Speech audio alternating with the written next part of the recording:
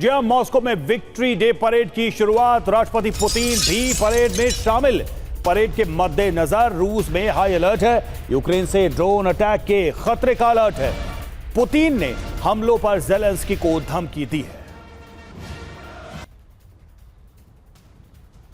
तो देखिए, victory day parade और इसको लेकर जो तैयारी है वो तो है ही।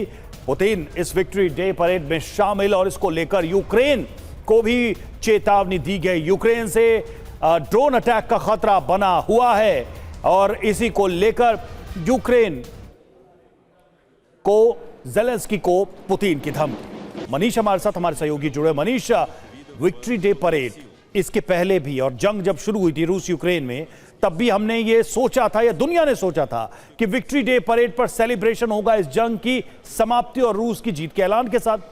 1 साल बीतता है, 2 साल बीतता है, 3 साल, 4 साल, ये साल बीतते जा रहे हैं। एक बार फिर से विक्ट्री डे परेड हम देख रहे हैं।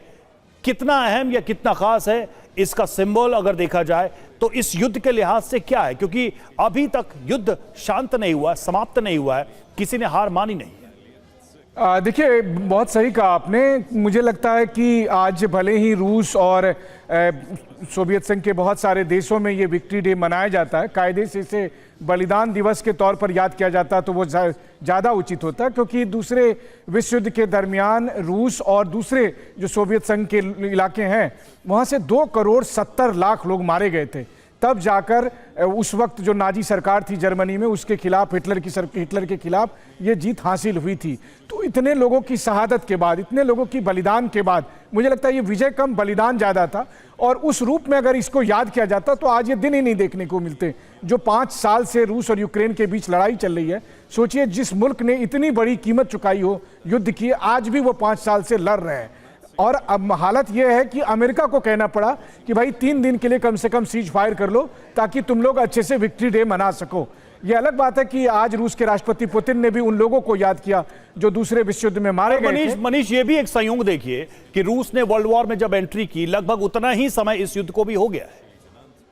हाँ, बिल्कुल सही बात है। 81वां ये विक्ट्री डे परेड है। और मैं खुद भी आपको बताऊं तो साल 2022 जब ये रूस यूक्रेन युद्ध शुरू हुआ, तब से लेकर लगातार 3 साल, मतलब 2022, 2023 और 2024 में मॉस्को में रहकर मैंने विक्ट्री डे परेड की ग्राउंड रिपोर्टिंग की। और उस दरमियान मैंने लोगों को देखा। ये बात सही है कि आप इसे 26 जनवरी के भारत के गणतंत्र दिवस परेड से इसको फिजिकली तुलना कर सकते हैं, लेकिन वहाँ पर लोगों को इस बात का एहसास करते देखा कि युद्ध की क्या कीमत है। लेकिन इसके बावजूद रूस और यूक्रेन लड़ रहे हैं। और ना सिर्फ लड़ रहे हैं, आज की तारीख में स्थिति इतनी वल्नरेबल हो गई है कि अगर जल्द से जल्द इसका कोई निदान नहीं निकाला गया तो यूरोप जिस हालत में अभी है कि कहीं ऐसा ना हो कि एक नया फ्रंट ईरान के बाद यूरोप और रूस के बीच में आपको शुरू होता हुआ दिखाई दे। बिल्कुल, आशंका तो वैसी ही लग रही है मनीष। और इंटरनेशनल सिंबल की बात करें, पुतिन को लेकर पॉलिटिकल सिंबल की बात करें तो उस पर भी चर्चा आगे करेंगे, क्योंकि इस बार की परेड कुछ अलग और खास भी है। अगर मिलिट्री हार्डवेयर को लेकर जो जानकारी मिल रही है उस पर नजर डालें तो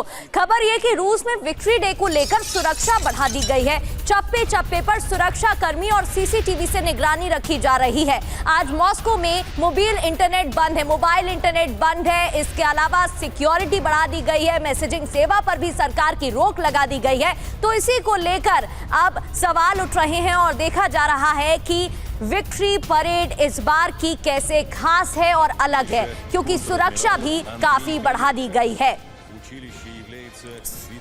तो ये तस्वीरें आपको दिखा रहे हैं, हर लिहाज से बेहद ही महत्वपूर्ण है। 2026 की परेड इसलिए ज्यादा चर्चा में है क्योंकि यूक्रेन वॉर से जोड़कर इसको देखा जा रहा है। सिक्योरिटी बढ़ाई गई है। ड्रोन अटैक्स के खतरे को देखते हुए इस साल परेड को स्केल डाउन भी किया गया है।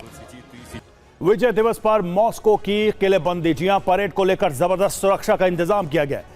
मॉस्को में चप्पे चप्पे पर स्पेशल फोर्स की तैनाती की गई है। मॉस्को में स्नाइपर्स की तैनाती बढ़ाई गई है। पुतिन के लिए सुरक्षा घेरा पहले से सख्त है।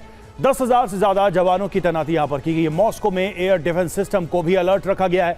रेड स्क्वायर इलाके में एंटी ड्रोन सिस्टम लगाया गया है। परेड में क्या क्या नहीं, तो इस बार मिसाइलें नहीं होंगी, टैंक, बख्तरबंद गाड़ियां इसमें शामिल नहीं हैं। एयर शो को रद्द कर दिया गया है। मॉस्को के एयरपोर्ट बंद रहेंगे। मोबाइल और इंटरनेट को भी बंद रखा जाएगा। मॉस्को की सभी एटीएम्स भी आज के दिन बंद रहेंगी। तो इतने सारे कदम के बीच ये विक्ट्री डे परेड रूस में मनाया जा रहा है।